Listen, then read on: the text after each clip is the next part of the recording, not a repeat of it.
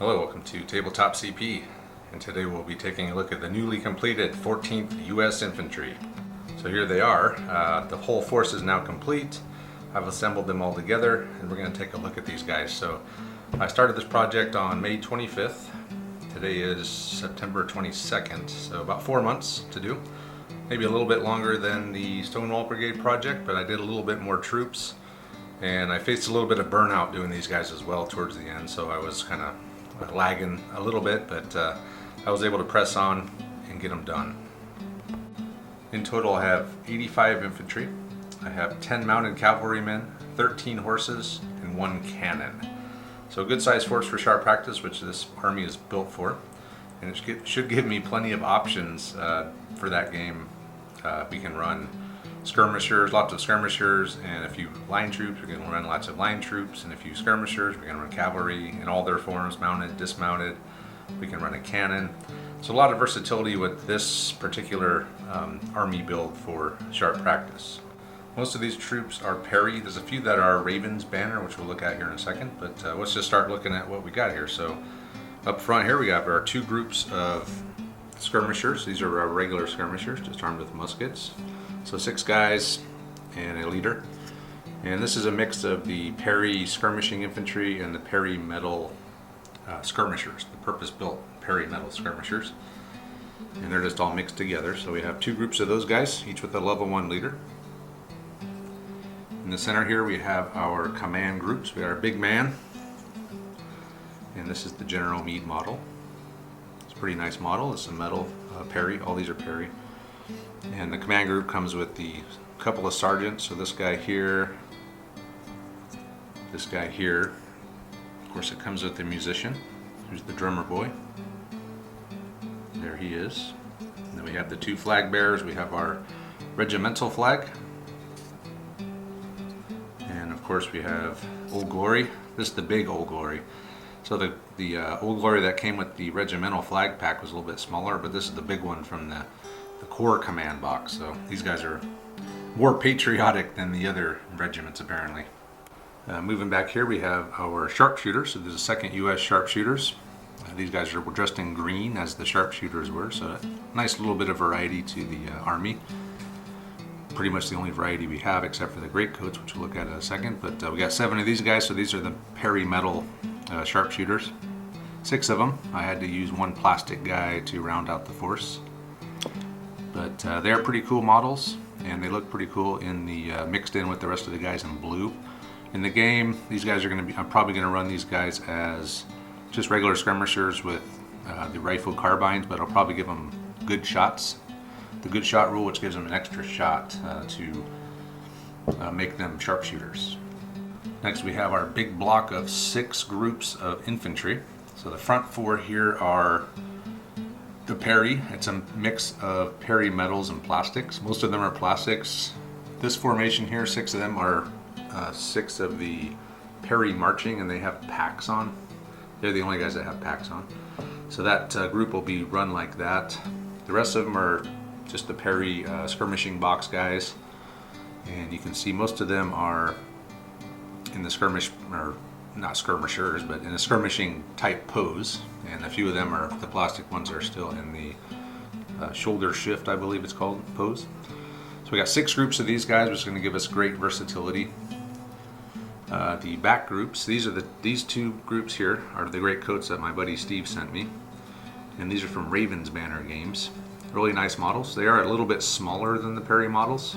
I don't know if you can tell that from here, but when you put them together, you can definitely tell they're a little bit smaller, but you know, from tabletop distance, it's very hard to tell. As you can see, they're wearing greatcoats. The color, it might not be very accurate, but I did not go out and buy a new color to try to match it. I just went with what I had, which was a Vallejo Royal Blue. So they're very blue. They have 3 different colors of blue on them. They have the Kepi dark blue, they have the light blue, sky blue for the pants, and then that royal blue for the greatcoat. So 6 groups of these guys, plenty, more than you'll probably ever need in a game of sharp practice. But if you really wanted to run a really big game, you could run six groups of infantry. That'd be pretty epic. So I think what I'm going to wind up doing, just for game balance purposes, is have the Irish guys running with buck and ball. I know that the The rebels have the option to bring conscripts with buck and ball in their list. As written in the book, the Union troops do not. And we played a game, and I had buck and ball, and Johnny didn't. And I was at a severe disadvantage in that game. So having all Union guys with rifled muskets and then having some of the rebels with buck and ball is a big advantage. And that's not a bad thing. I mean, you can run historical games like that, and you can build around that. You can build your scenario around that. But if we're just going to run a straight up game, I would like to have the option to have some buck and ball Union troops as well. Next we have the cannons, a 10-pounder Parrott gun. Probably run as a light cannon during the game. These are also from Ravens banner games. You can see they have the great coats on as well. I did add some red to their pants and to their kepis to mark them as artillerymen, more than their pose indicates already. I also built these guys a little bit differently. Most of my artillery, all my artillery for sharp practice is single based, but I decided I wanted to base these guys individually because there can be times in the game when the crew might run off. And with a single base, it's hard to do, but in this case, I can just have most of the crew run off. Of course, the one guy's stuck to the base, but to simulate that, I can actually move guys now because they're not all attached to the base. I don't think it looks as good as the single base, but practically, it's better. And then lastly, we have the super big cavalry force over here, which took a lot of the, probably a third of the time for this entire force was spent on just the cavalry to be able to run them in all their different variations. So we have the 9 mounted cavalry. These are all plastic from Perry, and they can of course dismount. So we have our 6 dismounted cavalry, and when they dismount, I will have the cavalry leader join them on his white horse. So that's the mounted and dismounted, and of course we have the horse holders. So the horse holders are from Perry as well. The metal ones, really cool model. I don't know how much you still really get in our games, but I definitely love the model. It's very cool, and I showed this in the last vid, but I glued 2 of the Perry bases together to make a good sized base for those guys. And that's it. That is the 14th U.S. Infantry project. It took a long time, and but I think it was worth it. Now I'm going to have 2 forces that I can fight each other on. I don't have to rely on Johnny's Union boys to do ACW anymore. Not that I have a problem with playing Johnny. He's a great opponent, but now I have the option to play 3 periods in sharp practice now. ACW, Napoleonic, and American War of Independence. So what I'm going to do now, just for fun, I'm going to get all the Stonewall Brigade out, and I'm going to get all of my ACW stuff on the board, and we'll just take a look at it all together. And here we have the entire force, both forces I should say, the Stonewall Brigade over here, and the 14th Infantry over here, ready to duke it out in some ACW sharp practice. So yeah, I'm really happy with these forces. I think they're gonna make for some really fun games and a lot of variety, different mixes we can make and different types of missions we can run. So I'm really excited about that. So in case you forgot, I did have a pretty large ACW rebel force as well, which is the Stonewall Brigade. So let's take another look at these guys. These guys are 5 groups of line infantry as opposed to 6 for the Union. The Union did have more guys, and I may come back and add a 6th group to them just for more options. But for now we're going to run 5, and it's essentially the same build. 3 skirmishers, a bunch of line infantry, all the cavalry, and a cannon, and then a bunch of leaders.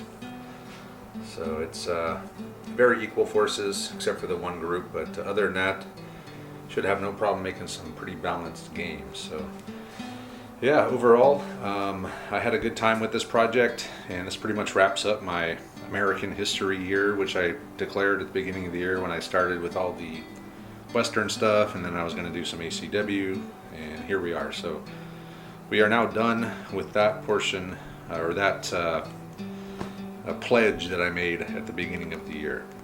And I really learned a lot about the ACW during all this as well. I mean, coming into this, I really didn't know a whole lot. I knew the major battles and who won what battle and what, but I really didn't have a good sense of how in-depth and deep and just vast, I guess is the word I'm looking for, the whole ACW was. I mean, it was just all over the place.